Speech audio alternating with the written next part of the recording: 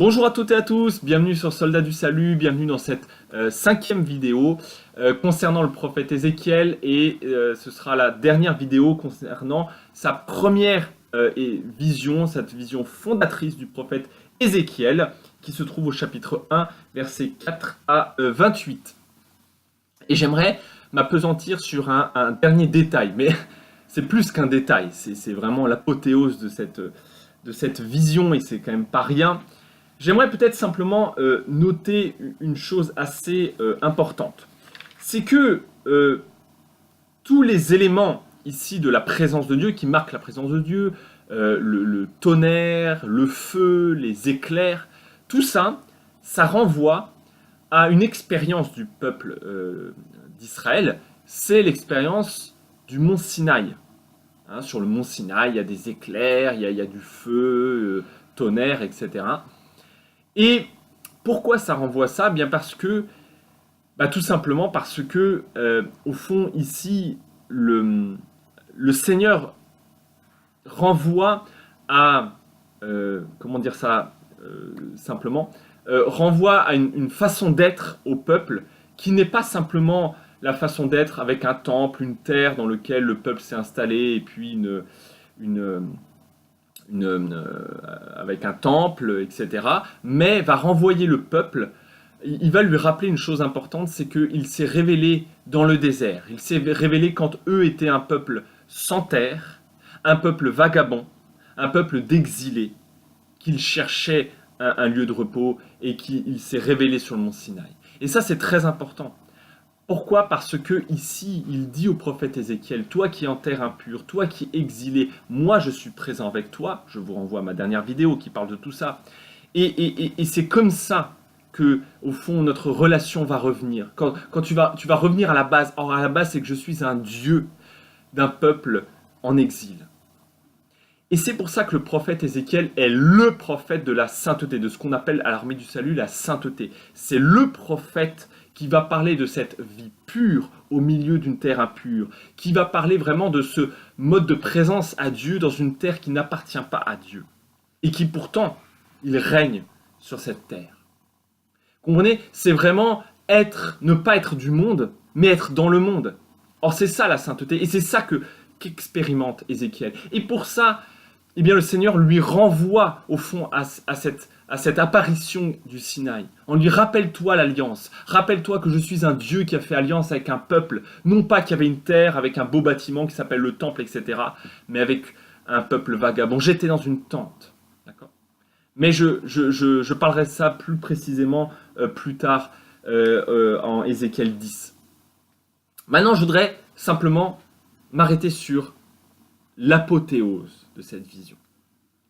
Ézéchiel a une vision. Il a une vision des kéroubim, de la limite entre le ciel et la terre, de la limite entre les temps anciens et les temps nouveaux. Il a cette vision du salut qui est là, en terre impure. Il voit le trône, il voit le firmament qui est la limite entre le ciel et la terre, qui marque la limite du ciel. Il voit le trône, il voit la gloire de Dieu. La gloire de Dieu, j'ai pas le temps de m'appesantir, mais c'est on peut traduire ça par le poids de Dieu. Le poids au sens, un peu comme en français, qui a plein de sens. Hein. C'est le poids au sens on pourrait presque appeler ça le charisme de Dieu, l'importance de Dieu. Hein.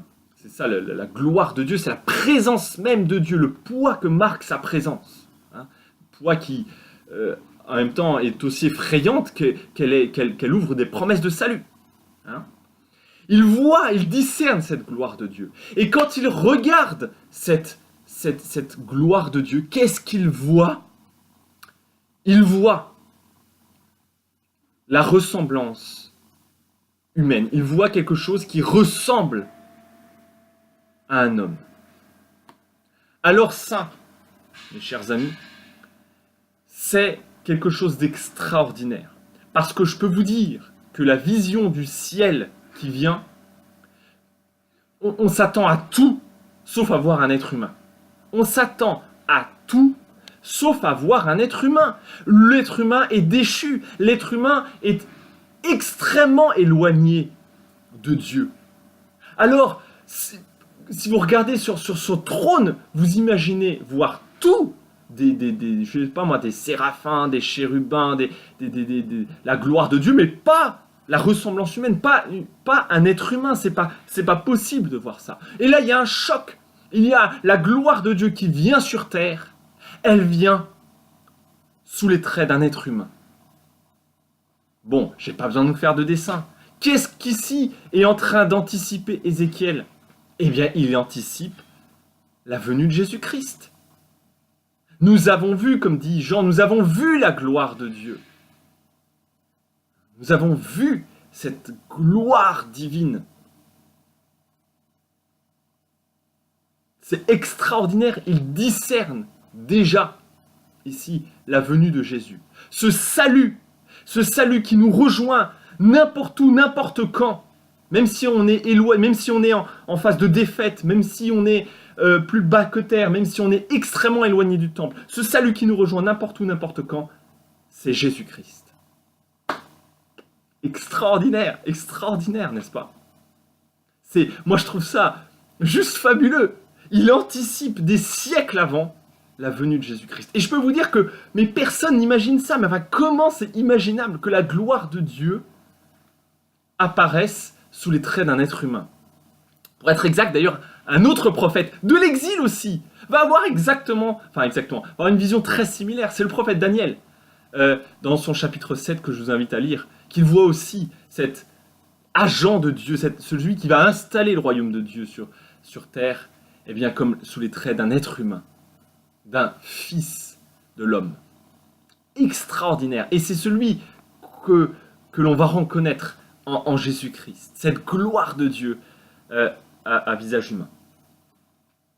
Mais, vous êtes des petits gourmands, alors j'aimerais vous donner un dernier petit dessert. D'accord? Au verset 2, chapitre 1, cette gloire de Dieu sous forme humaine parle à Ézéchiel et lui dit humain. Il l'appelle humain. En fait, littéralement, il l'appelle pas humain, il l'appelle fils d'homme. Ben Adam, fils d'Adam. Ce qui peut vouloir dire évidemment aussi humain.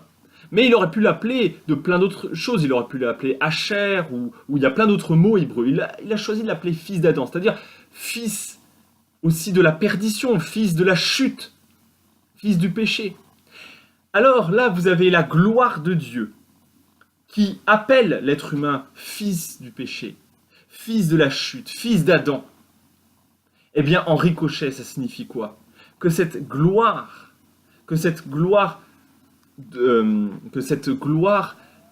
à ressemblance humaine est, si lui n'est pas le fils d'Adam, alors lui est fils de Dieu. Vous avez deux fils ici qui se font face, un le fils d'Adam, l'autre le fils de Dieu. Celui qui est d'essence divine, lui il est essence de la chute, essence de la perdition, essence du péché. Cette gloire de Dieu sous forme humaine est d'essence divine. Et nous savons cette rencontre entre les deux. Et d'ailleurs, au début du chapitre 2, eh bien, un souffle va venir porter ici Ézéchiel. On parle ici tout simplement de la sainteté, de ce changement d'essence. Mais, je ne vais pas aller trop vite, mais je voudrais simplement vous citer quelques versets de l'évangile selon Jean qui parlent exactement de cette rencontre-là en Jésus-Christ. Et c'est dans le prologue de Jean, chapitre 1, à partir du verset 10, où on parle de la parole de Dieu, et on nous dit « Elle était dans le monde, donc la parole de Dieu, et le monde est venu à l'existence par elle, mais le monde ne l'a jamais connue. » On parle de la chute ici. Elle est venue chez elle, et les siens ne l'ont pas accueillie. Mais à tous ceux qui l'ont reçue, elle a donné le pouvoir de devenir enfant de Dieu. Fils d'Adam, enfant de Dieu. Il y a ce passage de la mort à la vie, de fils de la perdition à devenir enfant de Dieu. On change d'essence. À ceux qui mettent leur foi en son nom.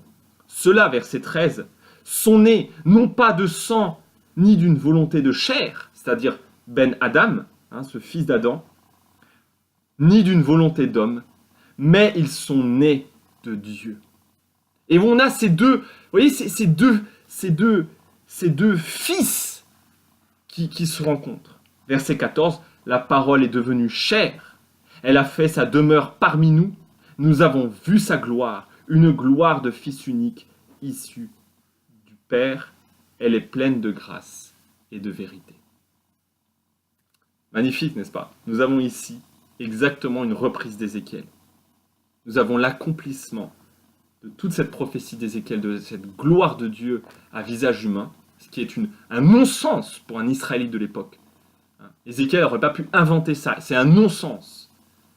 Mais pour nous, qui sommes enfants de Dieu par Jésus-Christ, nous savons exactement ce qu'a discerné Ézéchiel quelques siècles plus tôt. Je vous laisse méditer là-dessus. Pour la prochaine fois, vous lisez le chapitre 2 du prophète Ézéchiel et on ira un peu plus loin sur cette question des prophéties et des visions d'Ézéchiel. D'ici là, restez sang et feu.